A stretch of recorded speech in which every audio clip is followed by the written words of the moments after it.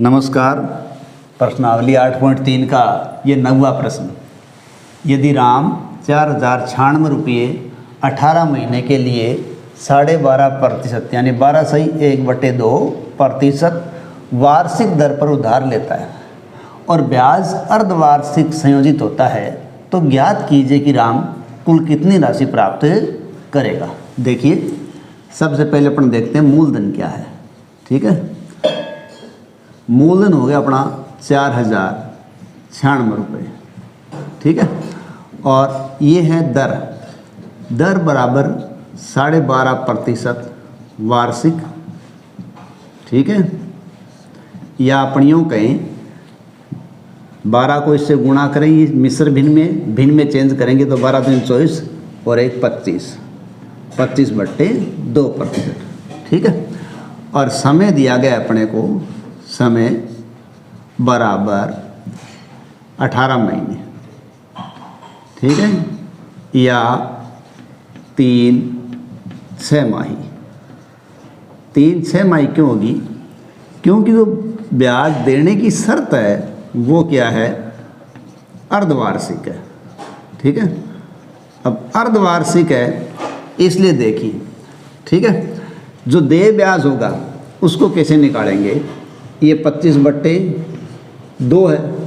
हम बात करते हैं कि जब शर्त अर्धवार्षिक हो, ठीक है, तो जो दर है वो आधी हो जाएगी और समय दुगुना हो जाएगा। ये 1.5 साल का समय 3-6 माह में बदल गया। अब इसको आधा करेंगे तो आधा होता है 1/2। ठीक है, तो यहाँ पर यहाँ लिख देते हैं, या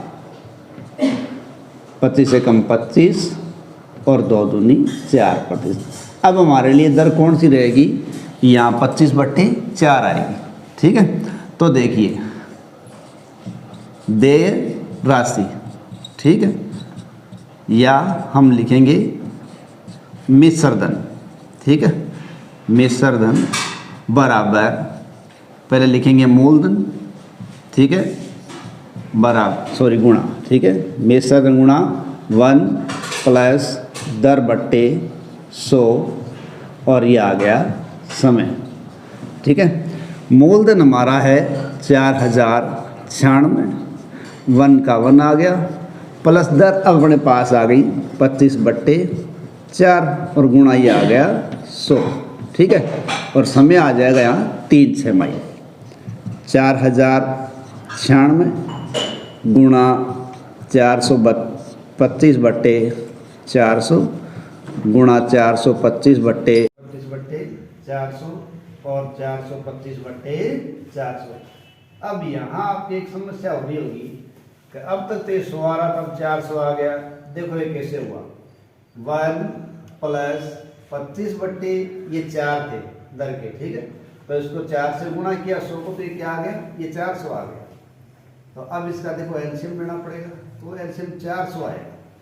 1 का भाग 400 में 400 बार जाएगा और 1 को 400 से गुणा करेंगे तो 400 आएगा। 400 का भाग 400 में 1 बार, तो 25 से कम 25, तो ये दोनों जुड़ गए 425/400 हो गए। ठीक है, तो इस प्रकार यहाँ 432/400, 425/400, 425/400। अब इनको काटना है।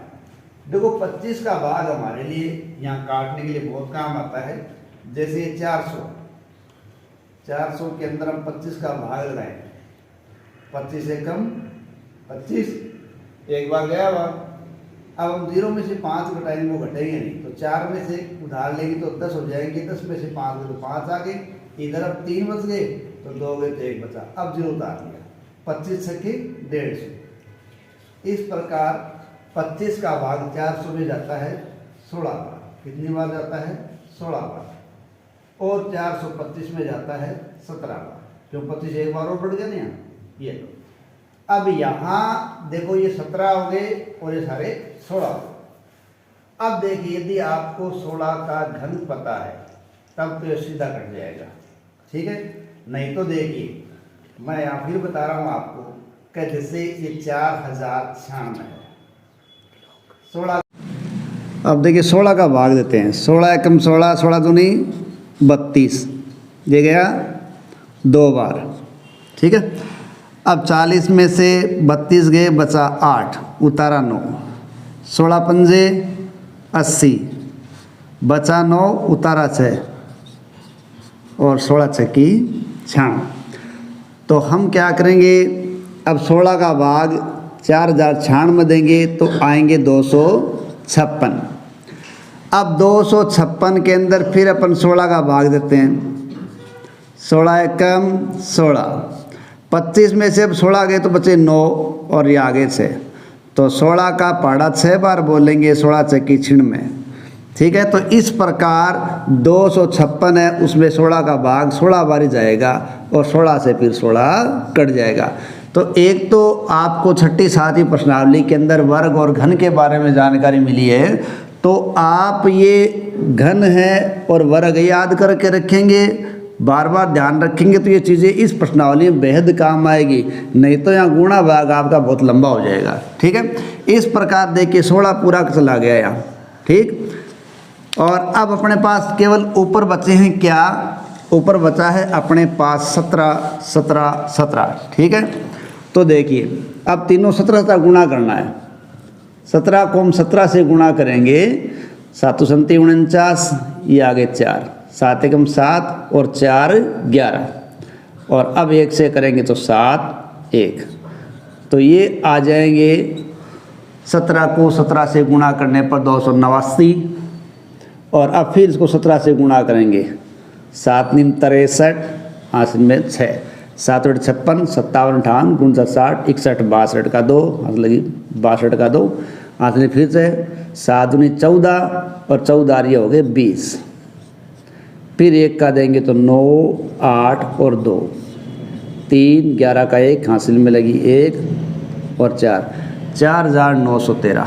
ठीक है, तो हम क्या लिखेंगे, यहाँ क्या आ गया, मिश्र धन बराबर 4913 रुपये। ठीक है, या यूँ कहेंगे, इसलिए राम 4913 रुपये 18 महीने बाद प्राप्त करेगा। देखिए प्रश्न छोटे हैं लेकिन बड़े इनके जोड़ बाकी गुणा भाग की वजह से हो जाते हैं। जितना आपको वर्ग और घन याद रहेंगे तो आपके लिए प्रश्नावली उतनी आसान हो जाएगी। धन्यवाद।